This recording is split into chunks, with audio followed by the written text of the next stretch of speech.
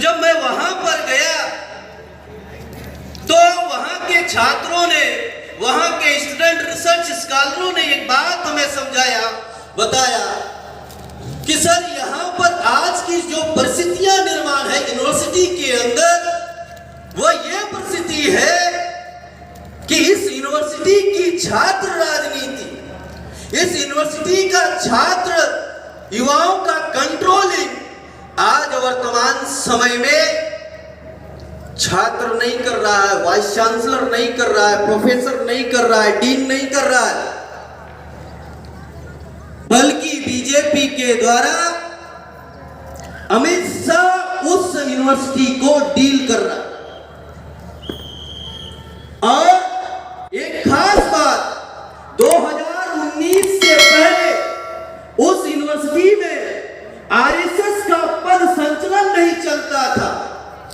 RSS नाम की संगठन, एबीवीपी नाम का संगठन, छोटे मोटे यानी टूटा हुआ संगठन वहां पर था 19 से पहले।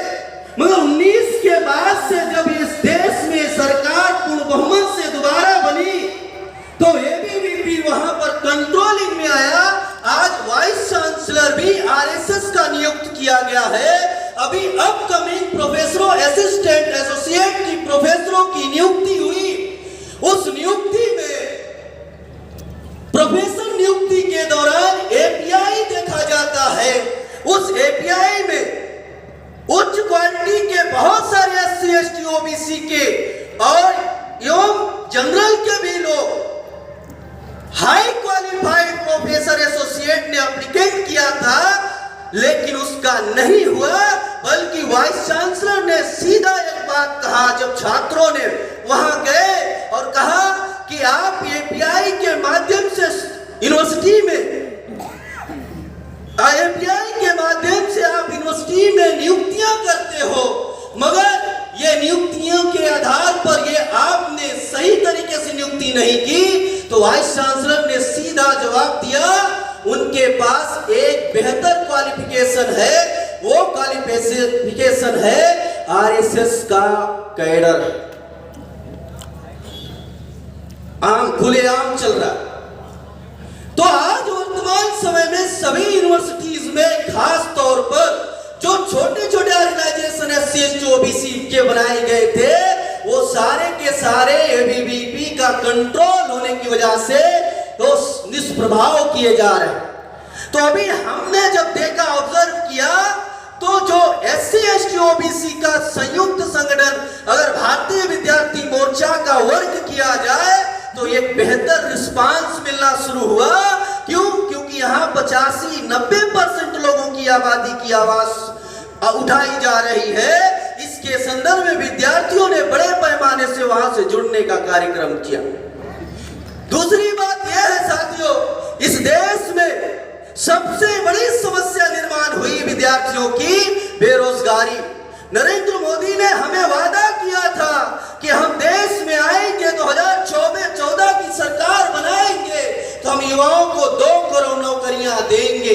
जिस नरेंद्र मोदी ने वादा किया था कि हम सरकार में आएंगे 2 करोड़ नौकरियां देंगे, उसी नरेंद्र मोदी के कार्यकाल में 5 साल के अंदर 1.40 करोड़ नौकरियां समाप्त हो गई, खत्म हो गई। देने की बात दूर की बात है, यह सीएमआई की वर्तमान रिपोर्ट कह रही है कि वर्तमान में 7.94 से ऊपर आज अक्टूबर के महीने में बेरोजगारी दर पहुंच गई है। और उससे भी बदतर स्थिति इस देश में युवाओं विद्यार्थियों के साथ हो रहा है कि आईएम, आईआईटी, आईएमएस जैसे संस्थान जहां पर विद्यार्थी अपनी जिंदगी लगा करके वहां पर इनरोल्ड होते हैं, परीक्षा कंपटीशन दे करके परीक्षा पास आउट करते हैं, इंजीनियर बनते हैं, उसकी सपना होती है, उस जैसे इंस्टीट्यूट में अब तक इस देश में मात्र 5 साल में 13,626 विद्यार्थियों ने, खास तौर पर केवल एससी, एसटी, ओबीसी के विद्यार्थियों ने ड्रॉप आउट कर दिया, इंस्टीट्यूट छोड़ दिया, बीच में पढ़ाई बंद कर दी। ऐसी हालत हो गई है। तो आने वाले समय में यह बहुत भयंकर परिस्थितियां विद्यार्थियों के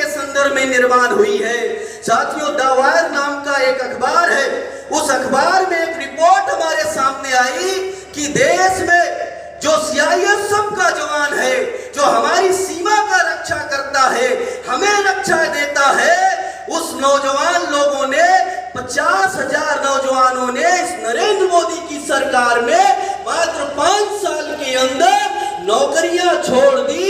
उससे भी बदतर स्थिति ये है कि उस 50,000 नौजवानों में से 654 नौजवानों ने आत्महत्या कर लिया। ये परिस्थितियां इस देश में है। तो अगर इन परिस्थितियों से आप इजाद पाना चाहते हो, विद्यार्थी अगर इन परिस्थितियों से इजाद पाना चाहते हो और इस देश का अगर आप इन समस्याओं से समाधान करना चाहते हो, तो आपके पास मात्र एक ही विकल्प बना है। वो मात्र एक ही विकल्प है कि आपको राष्ट्रव्यापी संगठन निर्माण करना होगा। और वो राष्ट्रव्यापी संगठन निर्माण की कड़ी में सबसे पहला शुरुआत आपको अपनी यूनिवर्सिटी से शुरू करनी होगी। अपनी यूनिवर्सिटी में संगठन की जाल बिछाना होगा और यूनिवर्सिटी से लेकर के राष्ट्रीय स्तर पर आपको इन सभी समस्याओं को निजात पाने के लिए राष्ट्रव्यापी संगठन निर्माण करेंगे। इसी आशा और विश्वास के साथ आपने हमारी बात सुनी। आप लोगों को धन्यवाद। जयमन निवासी, धन्यवाद मौर्य जी।